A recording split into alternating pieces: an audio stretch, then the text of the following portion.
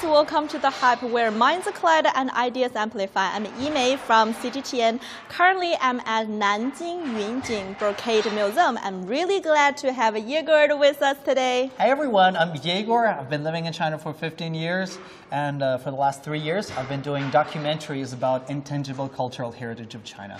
And I'm really excited to be back here. This is my third time, and you know, Yunjin Brocade is amazing. So, you know, we'll talk about it. I'm sure you're gonna like it. So today we're going to get the global netizens to have a deeper understanding about this 1,000-year-old history, intangible cultural heritage. Right. Yeah, let's have a tour of this museum and to see the charm of the Nanjing Yunjin Brocade. Right. Let's take a tour. Let's take a look. You know, walk and talk. Over there, you will see just a little model of the loom. The loom. We're going to see the real one later. Just in a second. But here, we can see some traditional patterns of Yunjin Brocade. You could take a look. Okay, so the patterns are mainly dragons, phoenix, and also the red golden fish. Yeah. And so why are the patterns are like this? So, well, you know, for Chinese people, it's very obvious. Like the dragons, the phoenixes, that could only appear on the clothes of the emperor or maybe the royal family. Yeah. And Yunjin Brocade, back in the day, was exclusive for the royal family and emperor. That's why you would find lots of dragons and phoenixes, lots of gold. And this is why it looks really luxury and itself. Yeah. They are indeed really pricey. I know, it's pricey, and it's actually still very pricey. Nowadays. Luxurious. Right now you will see some patterns, and the blinkering, the golden color that you can see is actually is because it's made of gold. Oh, There's actually real gold in that fabric. And this one, you can imagine, this would be very, very pricey to make. It looks really elegant and luxury in details. I know. Well, I mean, even now, with all the latest technology that we have, we're not able to you know, use machines to actually produce that, to make the Yunjin Brocade. Especially because it came to the golden strings. Oh, so they're still like handmade nowadays, right? Right. Oh, this is why they're really expensive, because like all the fabrics, the patterns came from like the handmade crafts. Right. So, well, back in the day, everything was handmade, but even nowadays, with all the technology, it's really hard for me to kind of imagine that we're not able to use the machines to do it. And here is the draft of the Yunjin Brocade. It really looks like the tufting. The tufting tutorial book of the contemporary era, this one. So you can actually see, we'll see it in a second, but it's really cool how it's kind of pixelated. Yes, it's like the computer programming to put all these little tiny cubes, and then how do they enlarge into clothes. That was going to be a really incredible technology. Yes, you're right. So basically, an artist, when he is designing the pattern, he will have to kind of imagine, oh, it's all going to be in little dots, pixelated. Yeah, now, definitely. This is the way they do it in modern times. They would just print out the colors. So this is a modern time. This is the modern one. Oh, you see, like they put everything in the tiny little pixels. Yeah, the tiny little pixels, and they have to count them. But if we, 我们再往那边过去看一些旧的. If we look over here, you'll see like how they used to do back in the day. Oh, this is the old one, the traditional one, how they do their draft. So basically, they would just color it. They will color first, and on those like the tiny blocks. So it's really cool. They would take a painting. They would usually paint it with oil.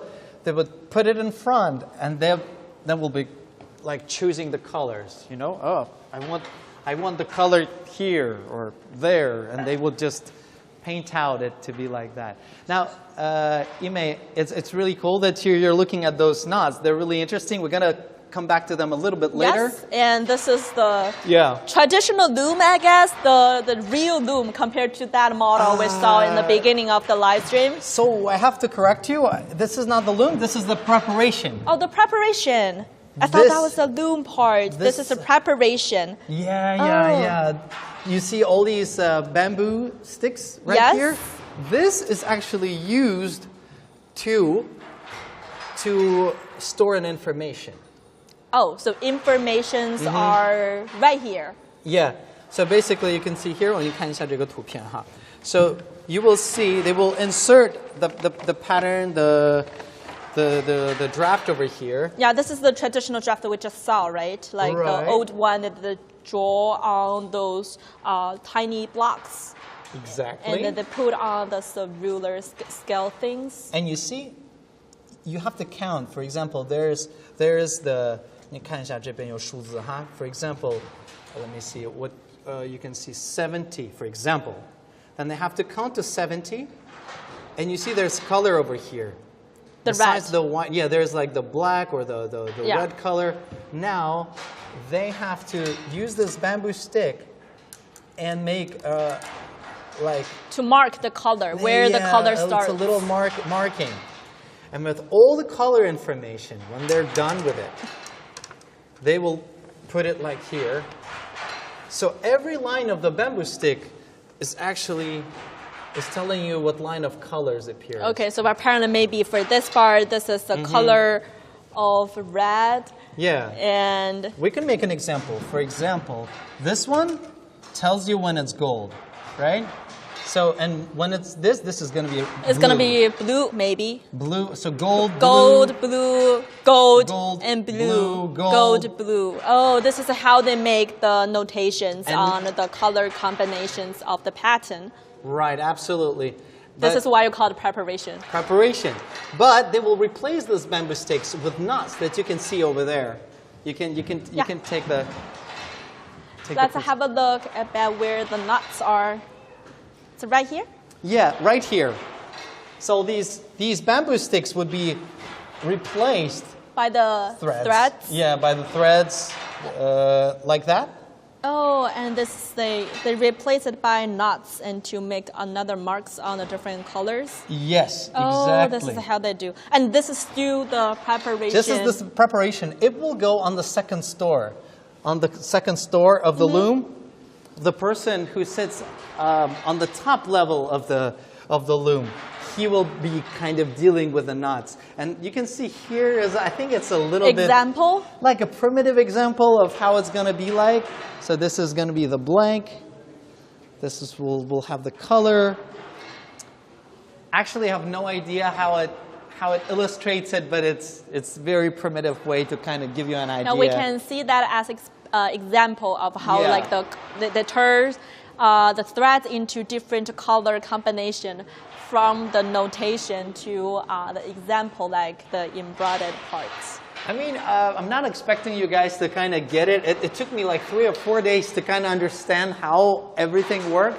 But just keep that in mind. This happened 1,600 years ago. Yes. And also, like, it's still happening right now. It's still being, like, preserved today. Right. And here you can see some really fine examples of the threads that were used. For example, number 4. Number 4. Oh, I think that's the gold one, right? The gold thread. The we'll see pricey one. It's the pricey one, and it's actually, it has the real gold. Oh. So they would apply, the like very thin layer of gold on top. But then, you know, this region, Nanjing, it was famous just for its water and climate. That's why, like the other colors, for example, like the colors that you can see here, they're very bright and vivid. Because of the nice weather and the clear water in Nanjing City. Right now you can see number 10. This is actually the peacock feathers. Oh, it looks like the combination of a dark green and also black. It's called peacock. Peacock, right. And you know, when it's weaved into the fabric and the light is on the fabric, all kinds of hues and colors come up very beautiful. Okay, and you can tell the like the person who wear they're really powerful. They're really rich. Very rich. I mean, back in the day, I think like just the people on your hand you could count like who could wear Yunjin. Oh yes, definitely. Because this was like, you know. And here is the patterns of the Yunjin brocade. Yeah, what we could ask them. What do you guys think it looks like? These patterns.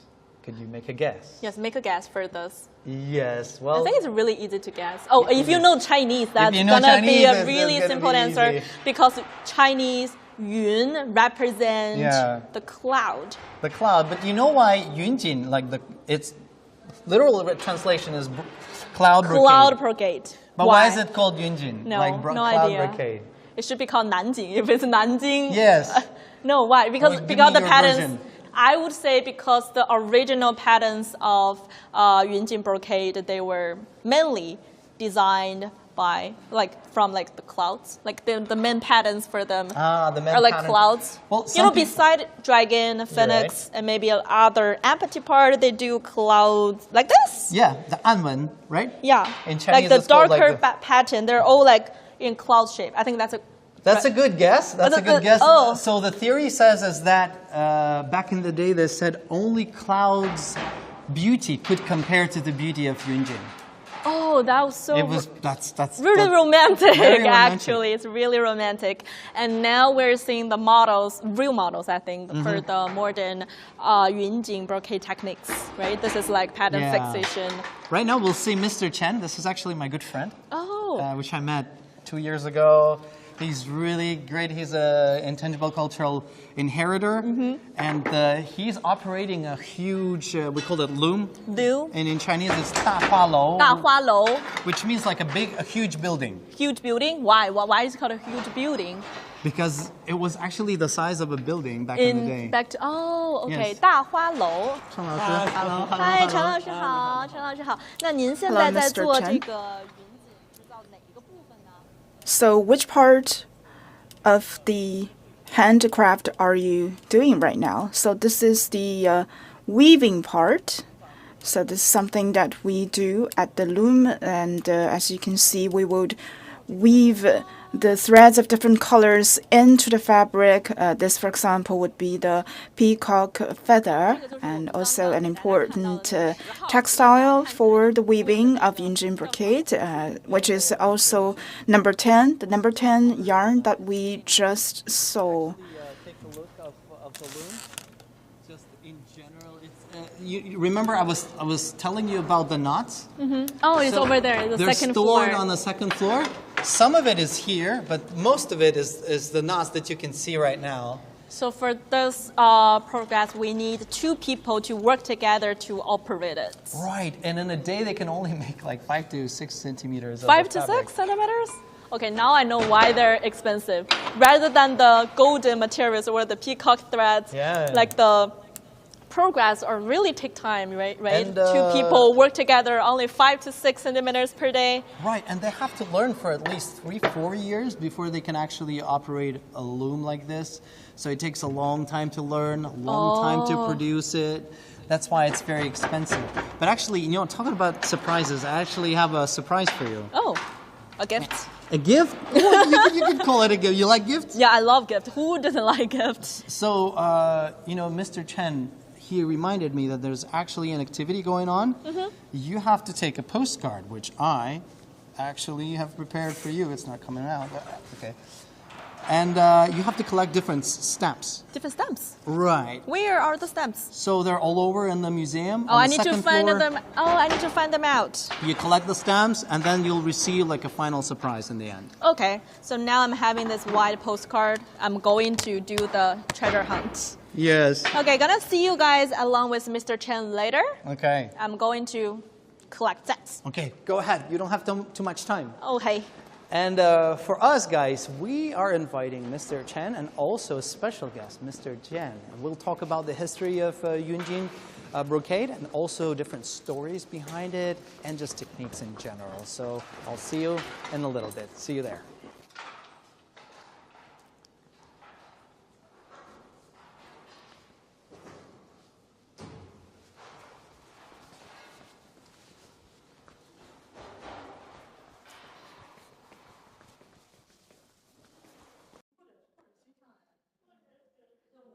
Okay, now I'm having this white postcard ready to get the stamps collected.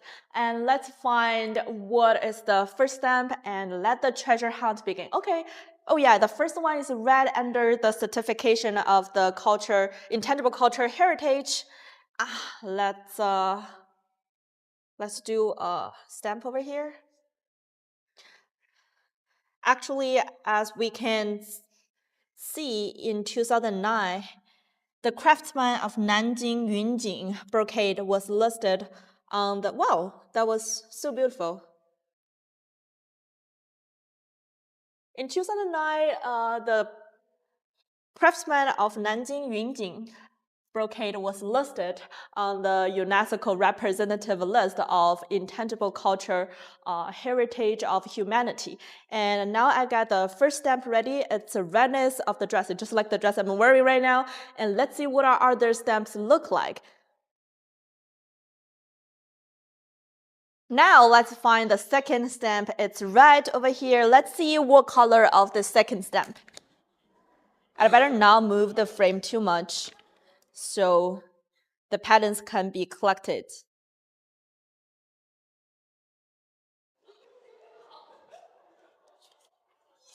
Oh, can you see? This is the orange color.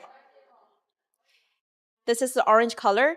And here is the location to put the comparison of the Yunjin brocade pattern from Qing Dynasty and also Ming Dynasty. As you can see here, the color are very different.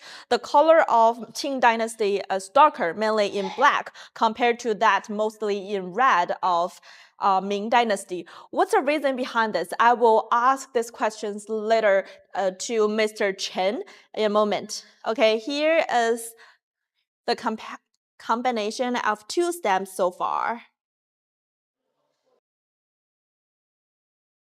Now I found the third stamp right here. Let's see what is the third stamp. Oops. It has more patterns on the stamp. What color is it? Let's see.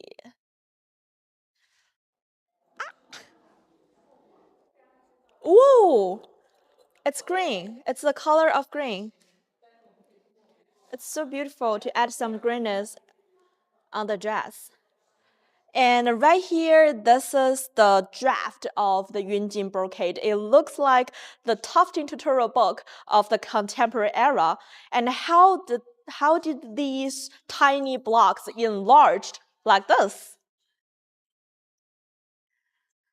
I was wondering if Iegor knows the answer. I will ask him in a moment. Ta-da! This is the collection of 3 stamps so far. The fourth stamp is located at the weaving loom. Here, the big machine is the weaving loom here. And let's see what is the fourth stamp looks like.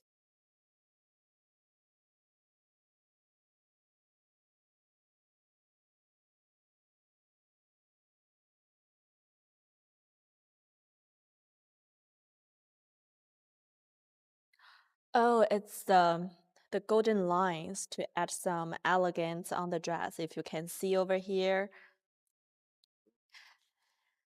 This is the place where we met Mr. Chen, and the brocade master can only work on 5 to 6 centimeters of the masterpiece of the Yunjin brocade in one single working day.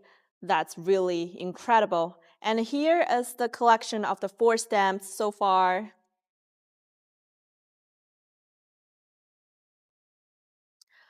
Now I'm going to find, okay, I found this. This is the last stamp of the stamp collection. Let's see what is the last one. What color is it? Huh?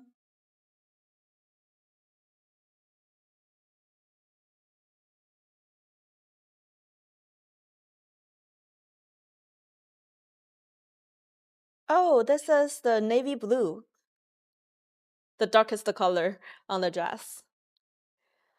And now I've collected 5 stamps so far, and it's formed the pattern of a red dress, just like what I'm wearing today.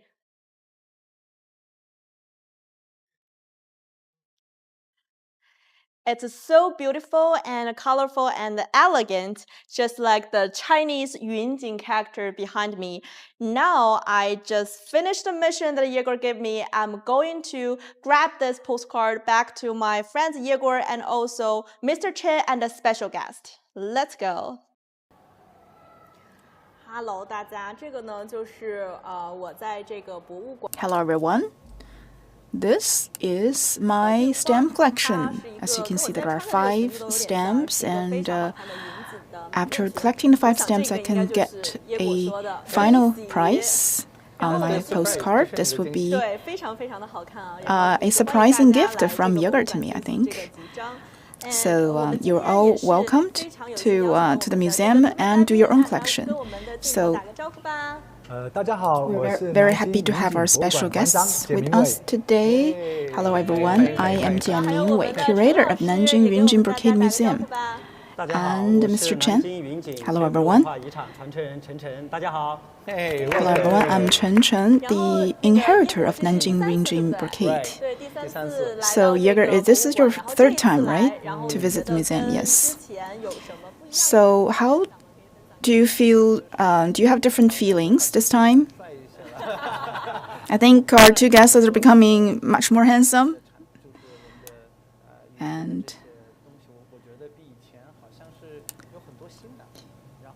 And I think the collection of the museum have become more beautiful and more profound. I see exhibits of different styles, and I think the handicrafts are becoming more and more intricate. Is that correct? Yes, and we have made some innovation in terms of the techniques of Yunjin brocade.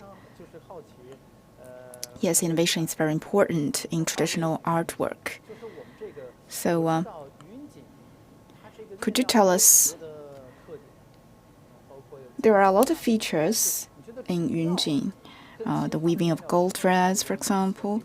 So, what is the key feature that has distinguished Yunjin from other traditional fabrics?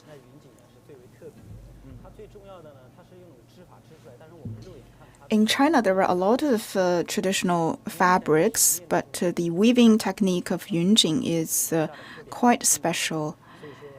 And we also weave gold and silver threads into the fabric, and they will look very beautiful, especially under the light. Take a look at my scarf, for example. It looks quite shiny and eye-catching, especially under the lights. So can you tell me your special experience with Yunjin?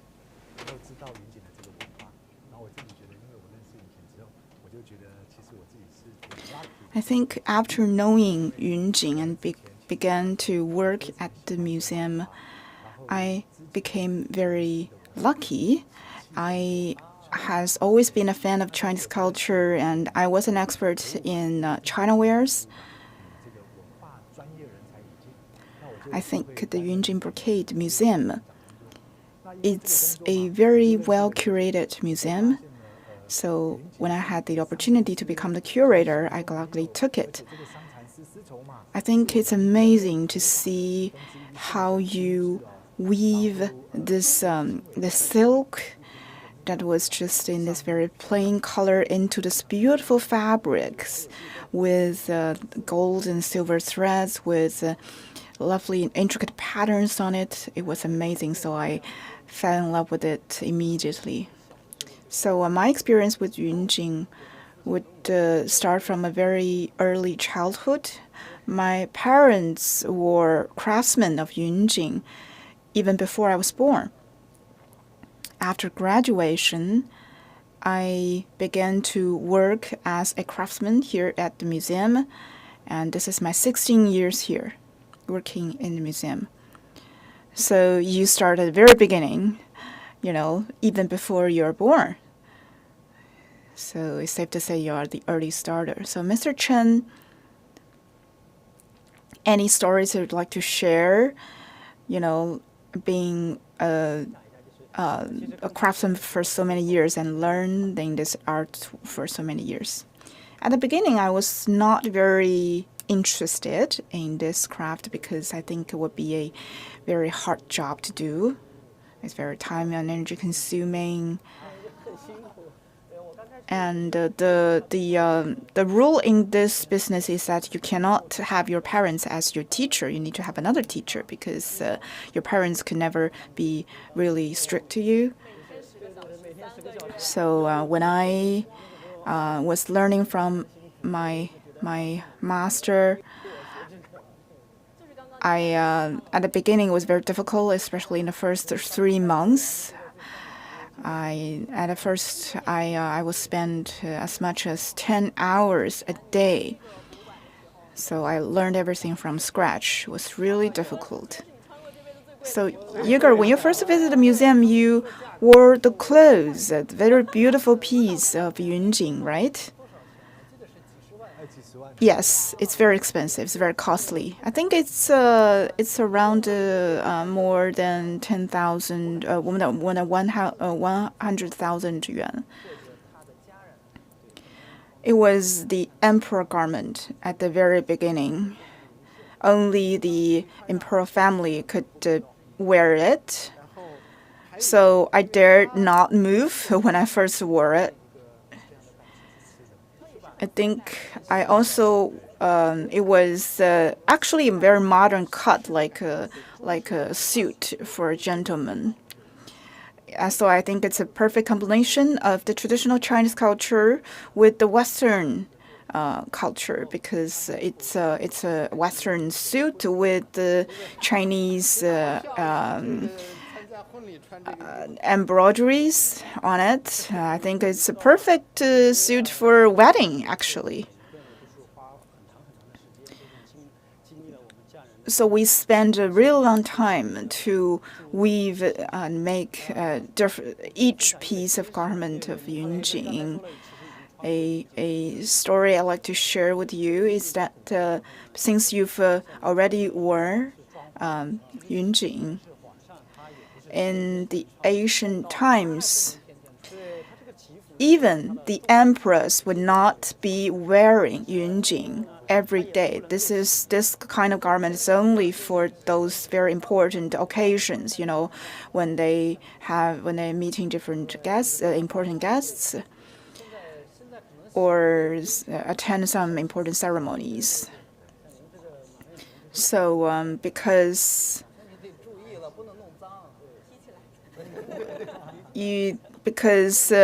every time you wash this kind of fabric will cause some degree of damage to the clothes. So it's not like an everyday wear, even for the emperors. I heard that there are also, some taboos concerning the use of the dragon pattern, right? Yes, in the ancient China, the dragon pattern is specifically used by the imperial families, the emperors and the princesses, the princes. So, what kind of high tech are involved and adopted in the modern manufacture of Yunjin? Well, Yunjin has a history of more than 1,600 years.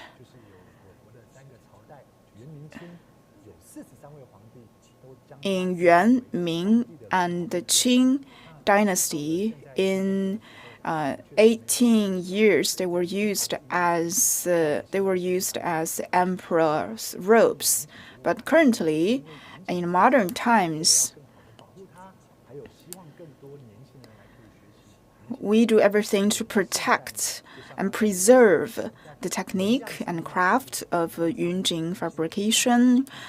And that's why we are trying to redesign the pattern of Yunjin to make it more modern and more popular among young people. In the past, we would draw very beautiful patterns as the draft, but currently we can use 3D Mix on the computer to actually update the pattern. And also we can expedite the whole manufacturing process.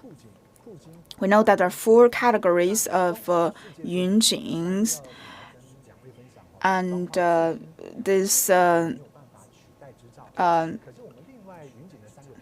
draft involved technique was actually a world heritage, and now we are introducing modern techniques and technologies into the passing down of the intangible cultural heritage to make it more popular, and also hopefully we can have like a global market. So currently, we believe that this kind of weaving technique is still handmade even today, so it cannot be replaced by machines. Yes, of course. Currently, we cannot replace this technique, this hand weaving skills, using this using the loom.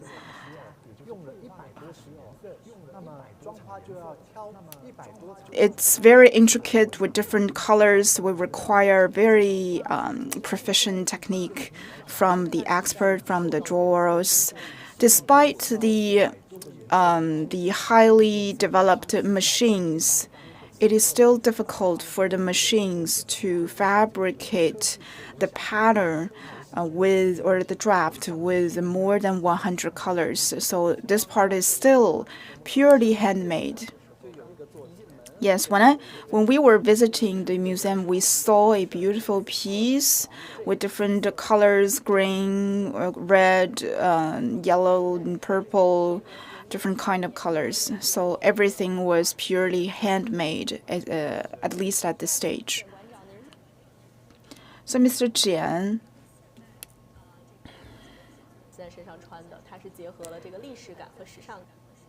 So, how do you think of the combination of this artwork with the modern technique, and how do you think about the derivative works of Yunjin?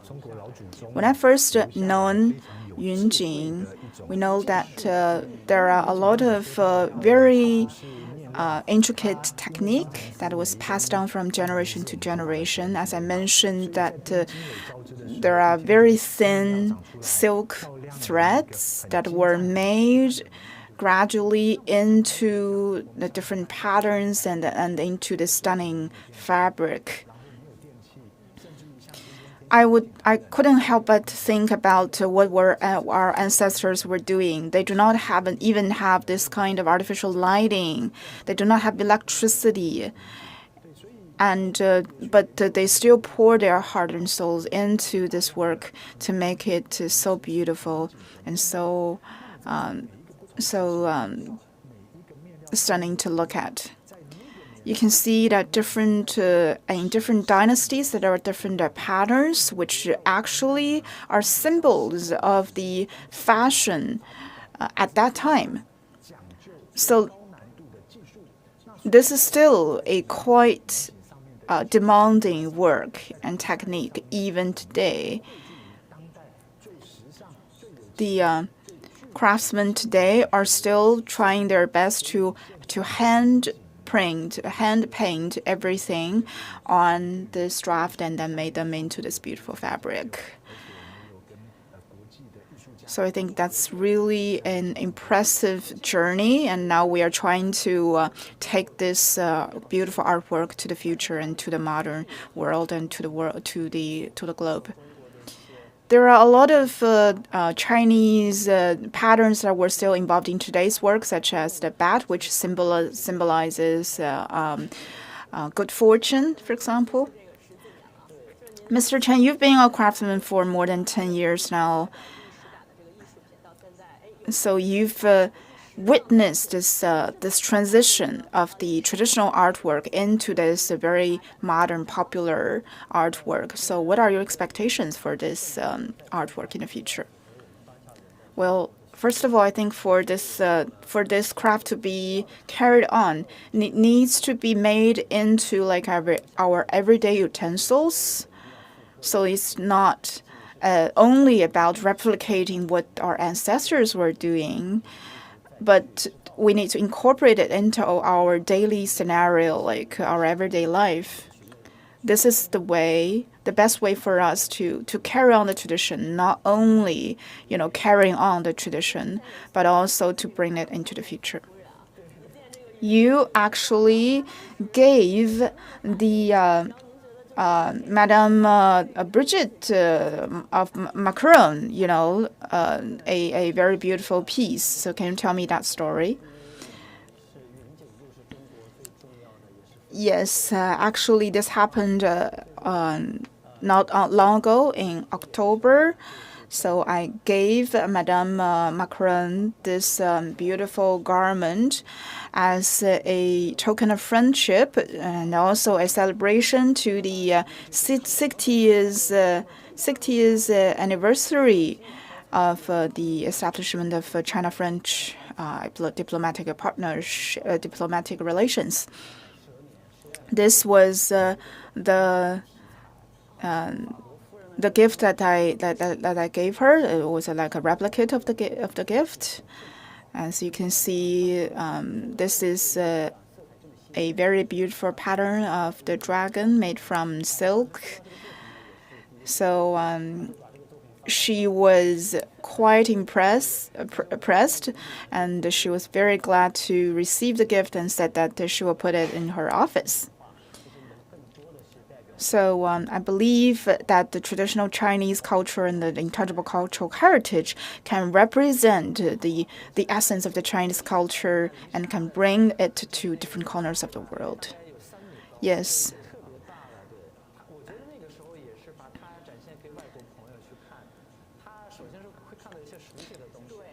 I actually displayed some of the very big pieces of garment to my friend, and they were all very impressed. So Yunjin, as an intangible cultural heritage, must encounter some challenges in terms of protection, right? Yes, because I'm post 80 generation. I was willing to learn it, but the younger generation today, some of them were not very interested, but we actually discovered that more and more young people are becoming interested in learning these traditional craftsmanship. I believe that this is due to the increasing cultural confidence of our country, and we are also working with some vocational schools to cultivate professional Yunjin craftsmen.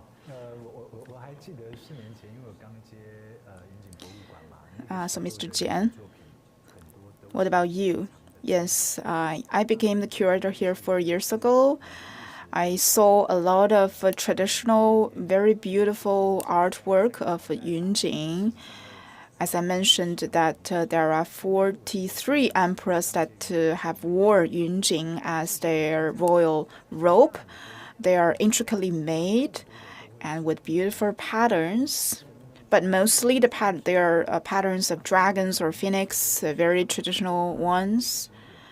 I was quite impressive, but I think the biggest challenge at that time was that if you make dragons, phoenixes all the time, it would not be very popular in the global market. It will have certain restraints. So I believe that we need to do reform. If you want to make it popular in the international market, we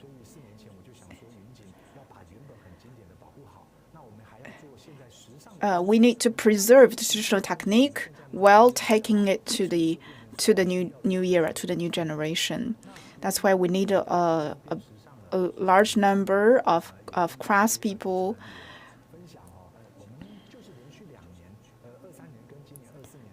So for 2 consecutive years in the summer vacations, we would have this training course. These are mostly young people that are receiving the training. Some of them are even, post 0405, 2005, very young people. And they would receive the training, and they are also involved in this kind of designing of this beautiful world cultural heritage. And these young people, they also have a strong sense of responsibility, feeling like they are the inheritor of this traditional artwork. So we do all that to make this artwork more popular among young people and do some kind of innovation concerning the pattern. Yes, so Mr. Jian, as the curator, what do you think is the mission of the Brocade Museum?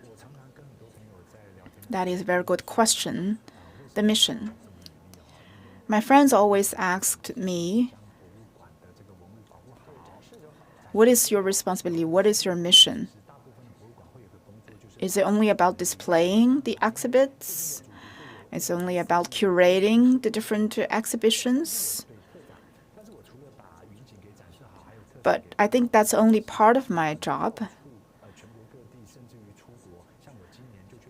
I visit different places in the country and around the world. For example, this year I visited France twice, because I think part of my job description is that I need to carry on the tradition instead of, just doing my everyday job and not being fired.